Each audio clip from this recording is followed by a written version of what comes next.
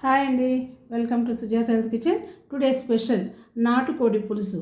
అది మన కరెంటు లేనప్పుడు 60-70 సంవత్సరాల క్రితం మా తాతమ్మ చేసిన స్టైల్లో చూద్దామండి. ఒక మట్టి పాత్ర తీసుకున్నానండి. ఒక 1/2 కిలో నాటుకోడి మాంసం వేసాను. కొంచెం పసుపు వేసానండి. రోకలతో దంచుకున్న కారం, సముద్రపు ఉప్పు వేసి ఇది కలిపి పెట్టుకోవాలండి.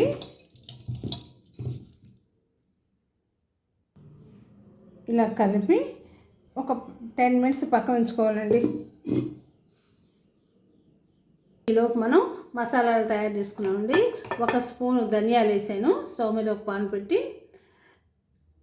దాల్చిన చెక్క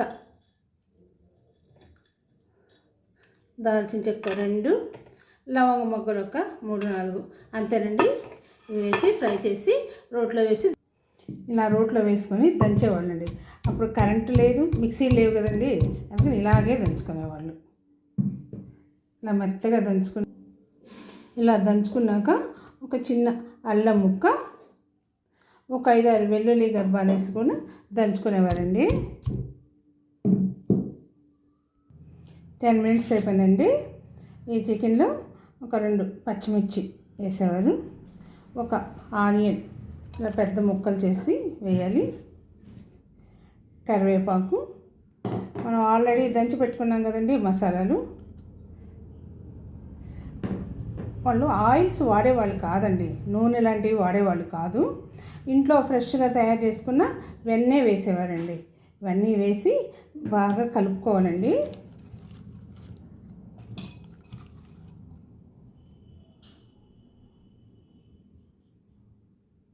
యాక్చువల్గా నేను వెన్నేసాను కదండి, పాత రోజులైతే ఆముదం వేసేవాళ్ళండి.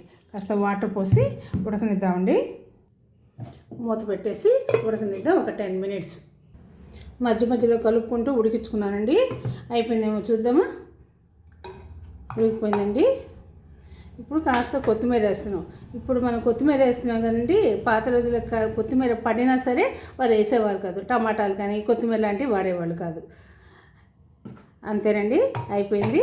పాతకాలం అమ్మమ్మ తాతమ్మల నాటి కాలం నాటి చికెన్ కర్రీ పల్లెటూరు స్టైల్లో రెడీ అయిపోయిందండి. నచ్చిందండి?